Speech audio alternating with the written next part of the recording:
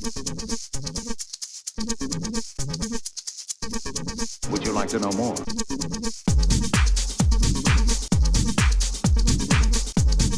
Welcome to Warmaster Podcast, episode whatever it is of 3D printing. It's 50 something, isn't it? I've gone past the half century.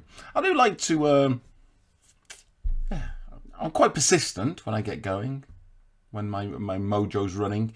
So 50 something, looking at some more Ankylo stuff. These are Storm Vermin, so these are the equivalent of Heil Spearmen, who are medium infantry, so 3 attacks, 3 hits per stand, and 5 up armor, 60 points normally. They get the good old-fashioned cheese discount.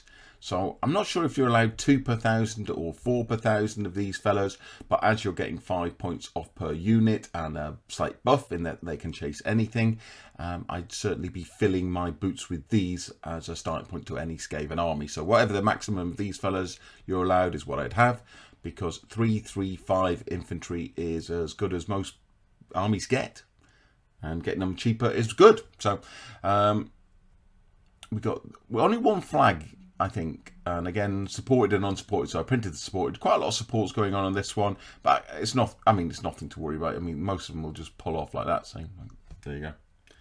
Whatever.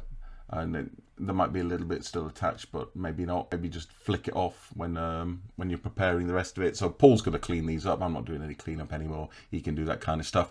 And and I could also show you what they actually print like, because the supports and stuff are important. So seeing how the miniature prints is important too. Okay, so these are come pre-supported. If you wanted to design your own supports, they have unsupported models that you can do such with. I think you might actually have them as individuals as well. But scaling up doesn't tend to work. So maybe if you're moving from 10 to 15 or down to 6 or whatever, it would work. But trying to put these in 28mm, that spear would be ridiculously thick. It'd be like holding a telegraph pole or something, the thickness of it.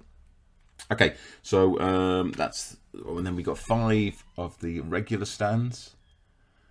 I wonder what's going on here. Where's all this bit? What's this support for? Don't know, maybe there was... That's bizarre, isn't it? That doesn't appear to be a weapon missing or anything. Okay, there's a bit of support floating in space here on the front, not supporting anything. So, nice. I like the fact that he's kind of set back a little bit to give a little bit more variety to the stand.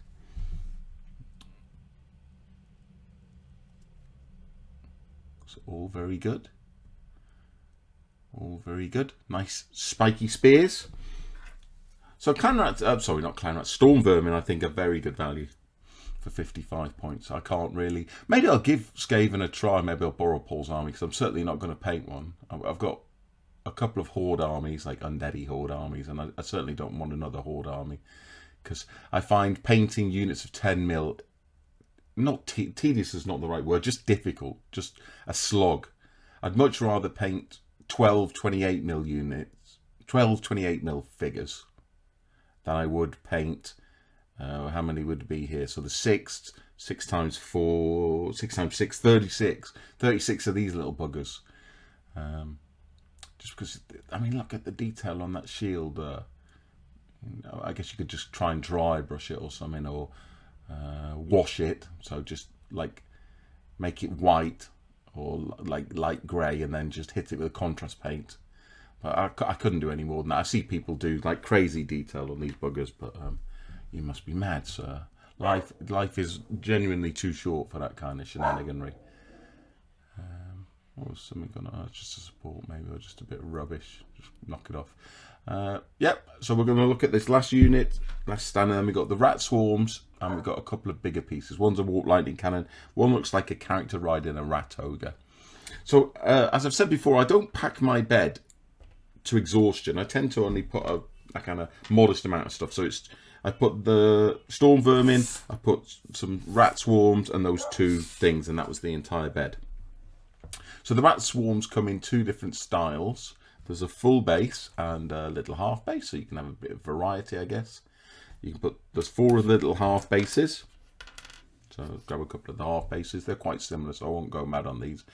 There's a little shield in there. If anything, I'd say they're a little bit 2-dimensional, because they're probably only 1 or 2 mil high. And I know rats are small, and it's meant to be a swarm base, but a little bit more height wouldn't have gone amiss, I don't think, because I think once you try and do some flocking and stuff around here, because I normally use sand and then dry brush. So I'll put some paint through the sand, then dry brush it, and then put some flock on top, and I think that would kind of maybe be quite difficult to do around this rat swarm.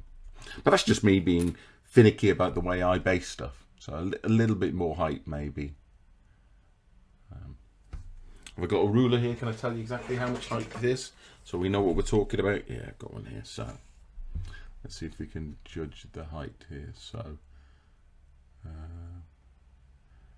yeah, so some of the rats are 1 mil, some of them a little bit higher, maybe 2 mil.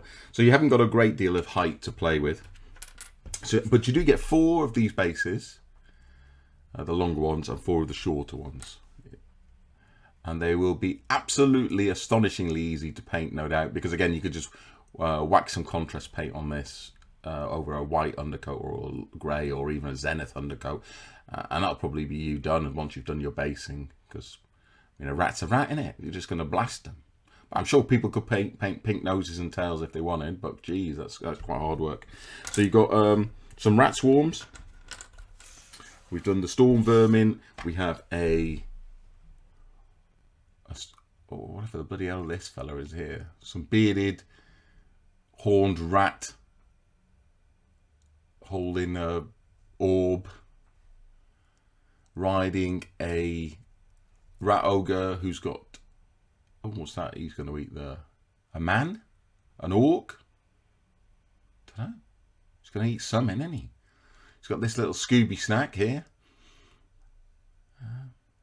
Yeah, it's a nice bit of kit. So that I guess this is a character model. It's nice to have a bit of fun. Again, there's lots of this steam-powered stuff going on. So it comes out of his back, or goes into his back and comes out of his shoulder. I don't quite know what the background is to all this steam-powered, or whatever it is, warp-powered rat ogres. I'll get Paul to talk about it one day, maybe. Okay, and then finally we've got a warp lightning cannon. Hopefully we can get this in. Oh yeah, that's all right. That fits just about. I like this fella here with the looking through his telescope. Come here, and we have, that's quite an attractive warp lightning cannon. So I'll measure it up so you know what we're dealing with.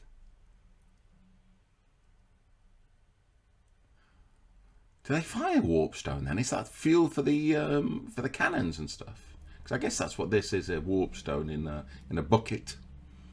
Health and safety conscious bucket there. You don't want it to fall over and get warp stone all over you. Okay, so let's measure it up. I'm guessing it's 40 by 20 on the base, because that's what you'd expect. Oh, crikey. I'm not going to be able to do this on camera very well. Yep, 40.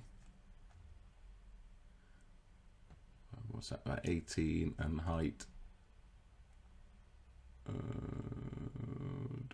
So 25, something like that. Quite difficult because I've fixed the focus so it stays in focus rather than using autofocus. So I have to have everything relatively close to the camera in order to see it. So warp lightning cannon, Rat Ogre Man, rat swarms, and the Storm Vermin, all available on Gumroad, I believe, from Ankylo. And I'll see you next time.